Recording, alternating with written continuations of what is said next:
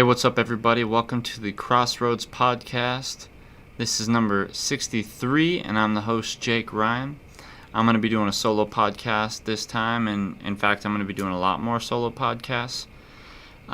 Just telling some stories, some of my experiences in life, maybe just, thinking out loud on some topics, and hopefully cracking a few jokes. But anyways, I thought today I would talk about, first of all, my 1 year of sobriety that I recently reached. I just got back from a men's group recovery meeting, which has helped me a lot and through this last year, connecting with other people going through the same experiences. Some of them are in recovery for decades, others are just new, and it's been a great experience. I was pretty afraid to go to it at first. I was sweating, really nervous, high anxiety, and I'm getting real comfortable with it. So my recovery was really for alcoholism. I had a huge addiction to alcohol, and I'm an alcoholic. I started drinking when I was like 16 years old-ish, and it was really just to kind of loosen up and party. I had never really drank, never wanted to drink, never wanted to smoke or do any drugs, because I didn't like what I seen it do to my family and who it would turn people into. But I fell into the same patterns and ways of life, especially just later in high school when I talked to other girls and, be cool, fit in with everybody else that's partying. A lot of my friends would still smoke and drink and party, and I didn't partake. I was too focused on sports, skateboarding, playing guitar, making music, and stuff like that to get caught up in the party. But eventually, I got caught up in the party. And, from drinking on the weekends and going to parties to drinking as much as I possibly could, and the parties turned into just every day and every night. And, waking up and having a drink to try and cure the hangover, a little hair of the dog, and then I'd just be back on the train.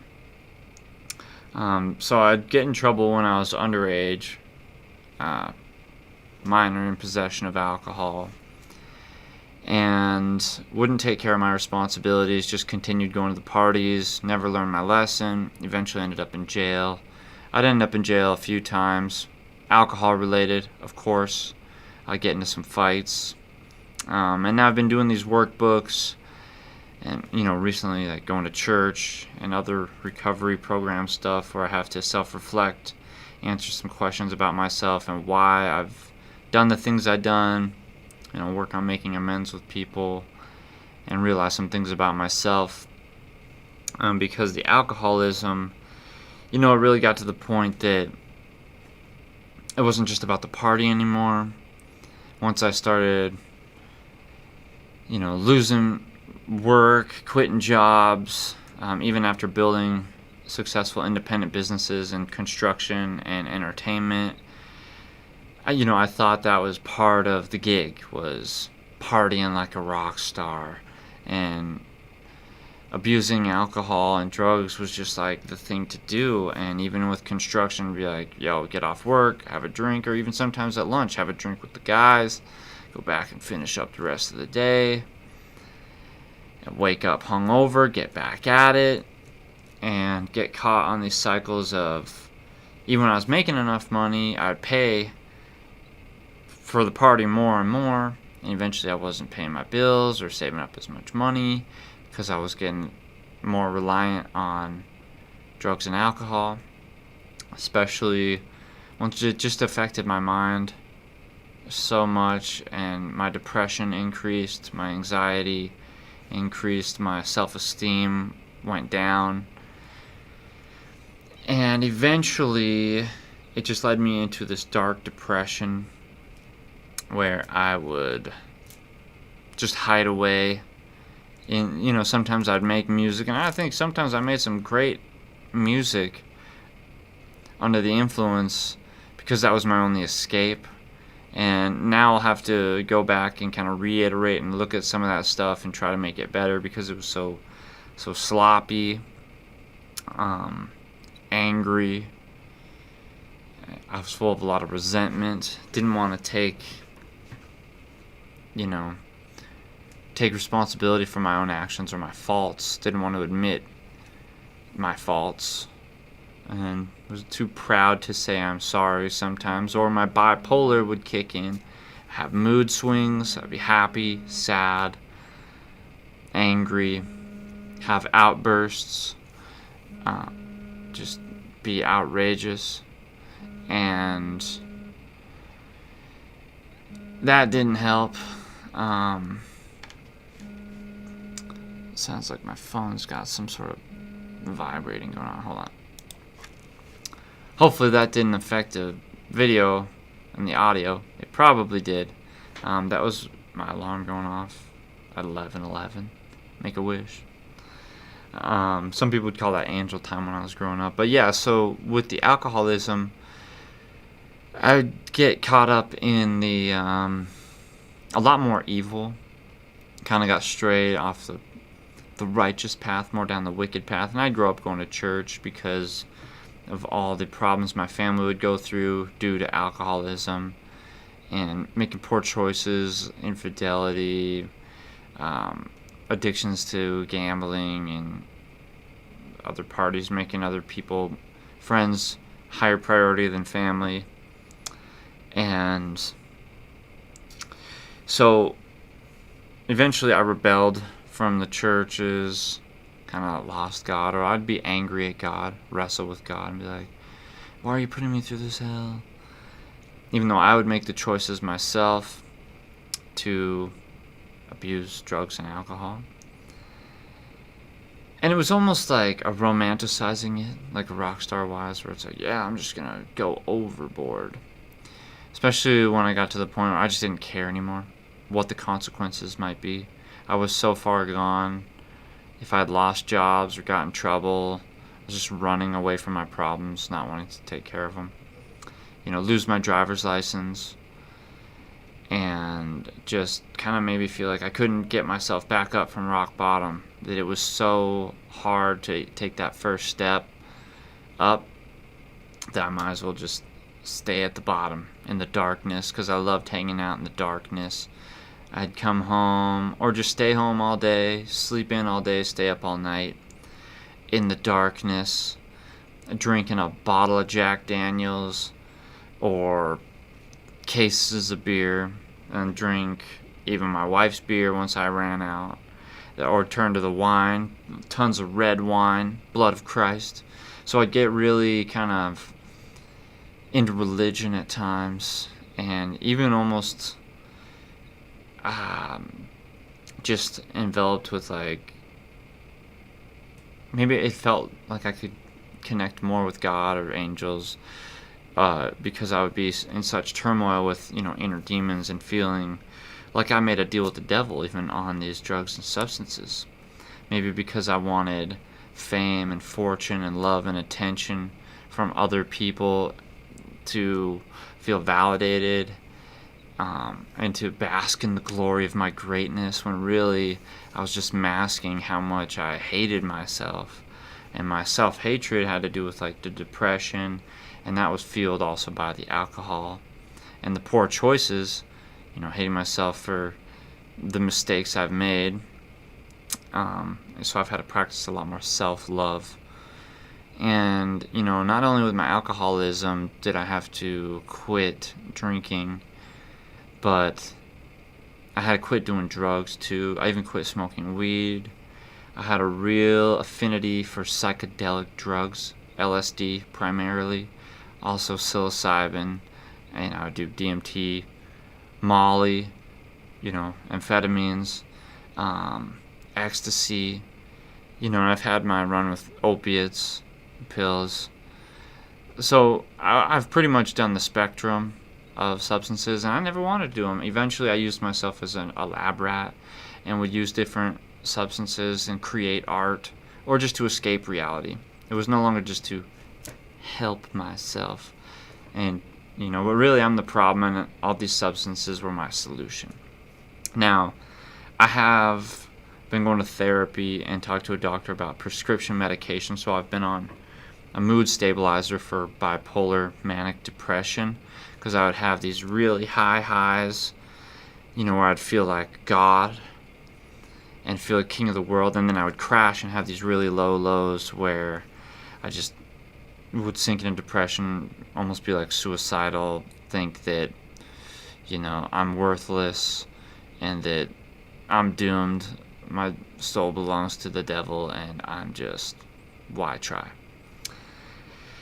So, not everybody probably has these spiritual warfares going on within them, but I did. And problems with mental health. Now, the thing about it as well is it eventually led me to a mental breakdown and a public meltdown at that, which was really not good. That was really humiliating, massive embarrassment. I lost friends. Family just would think I'm going nuts and crazy, although I do that all the time. I've had the near-death experiences, going out of control, like overdose a few times in my life, whether on like opiates and psychedelics, going crazy, and just losing absolute control of my mind and body, or wake up in a hospital or jail cell or somewhere I didn't know, and sometimes without my pants on. Probably not good. Use protection, folks. And so it just got me into a lot of trouble. And I thought that it would fix me. Even with the psychedelic drugs, I would try to fix my own brain by myself.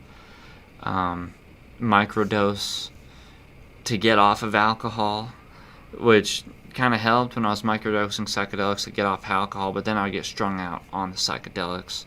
And I wouldn't just microdose. I'd maybe start off with a little bit in the morning. By the end of the night, I'd have tons. Because at the end of the night, I would just go into my room and be like, I'm gonna eat a whole 10 strip of acid and just go out of my mind. Or dive so deep into my mind. And that was fascinating. And I think there's a lot you can learn. But I got stuck in the rabbit hole, and I loved going down the rabbit hole, and I had to bring myself out of it.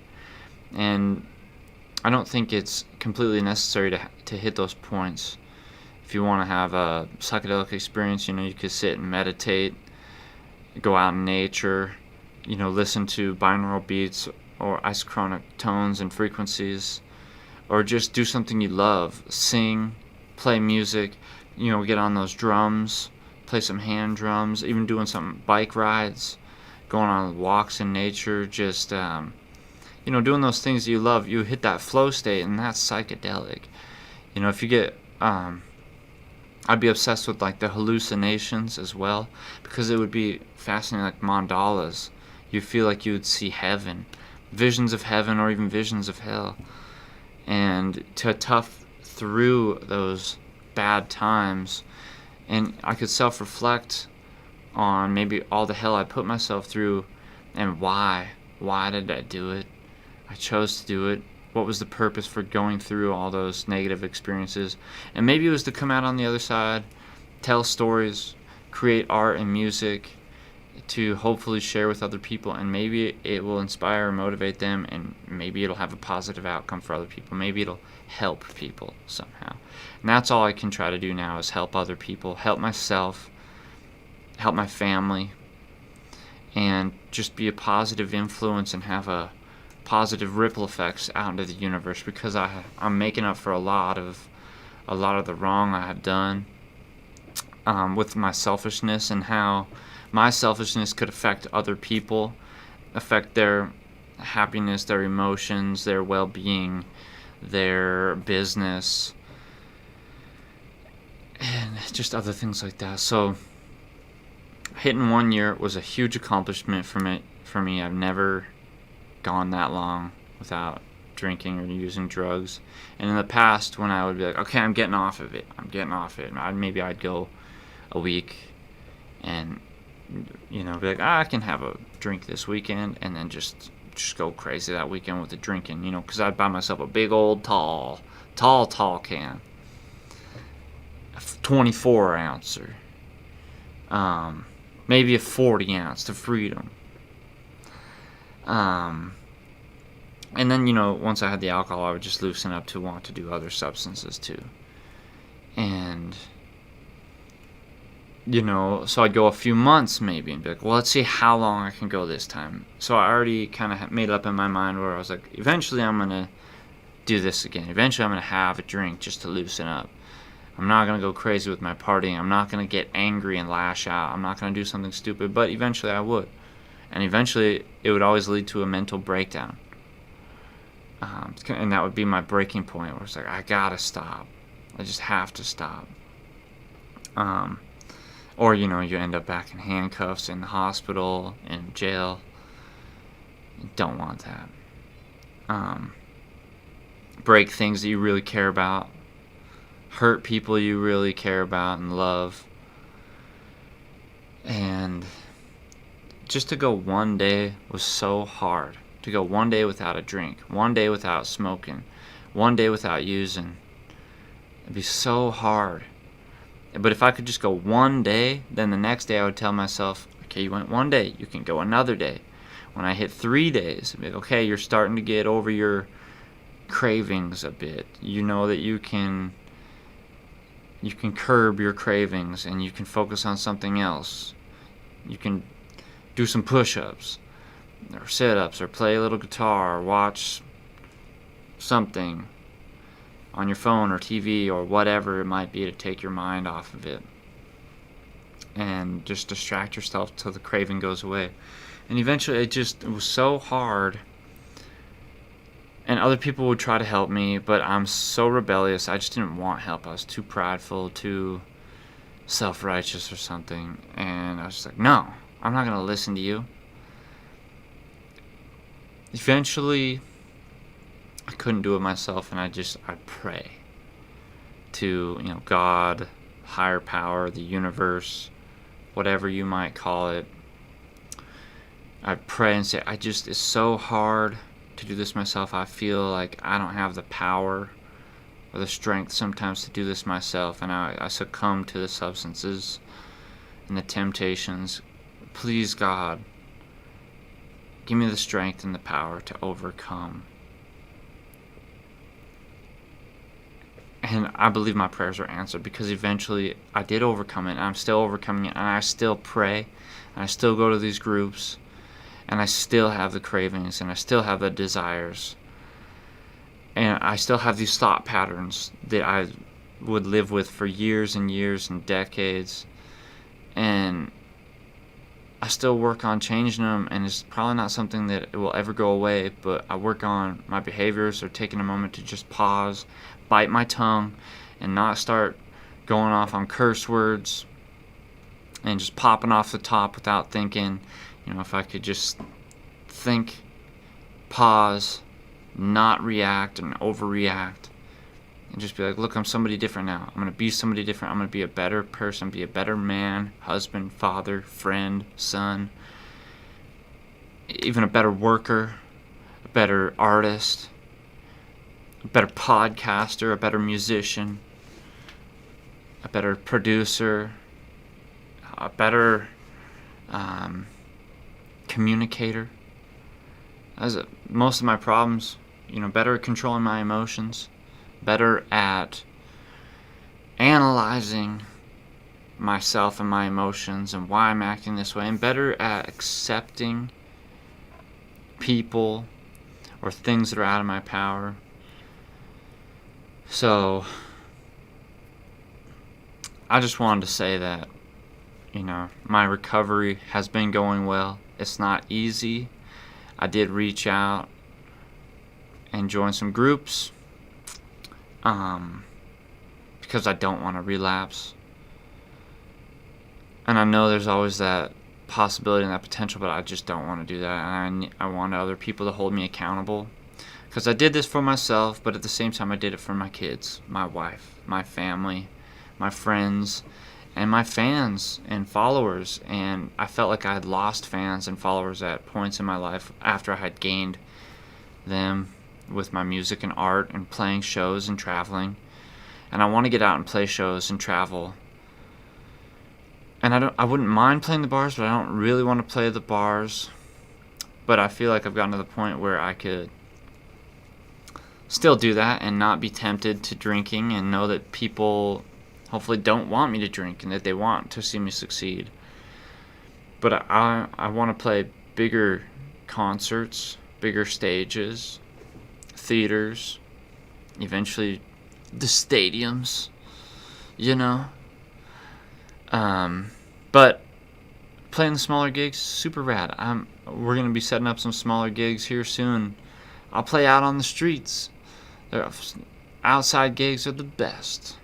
I'll be doing my fair share of busking. And churches. You know, I'm going back to church now. I got baptized recently. You know, got more in touch with Jesus Christ, God, fellowship, and it's changed my life, because the devil was super active in my life. And you know, with the XROADZ podcast, it all kind of revolves around the old-fashioned legend and the myth of going down to the crossroads to make a deal with the devil to be rich and famous and the greatest guitar player in the world, Robert Johnson. And that's just something I wrestle with, especially when I'd be, you know, blasting off on psychedelics and alcohol, and something I really wrestled with. And I'll still fight the good fight, and hopefully I can help y'all, maybe inspire y'all. If you'd like me to turn some of these stories into animations and cartoons, let me know. I'm gonna make I have new music coming out. Not all of it's about recovery, but a lot of it is inspired by recovery and my struggles with sobriety and alcoholism, addiction, substance abuse, mental health. And stay tuned for some of my new music videos and new albums coming out, new singles first off. I'm re-releasing some of my old music videos, and because everything's being rebranded under XROADZ. So yeah, tune into the XROADZ podcast, XROADZ music.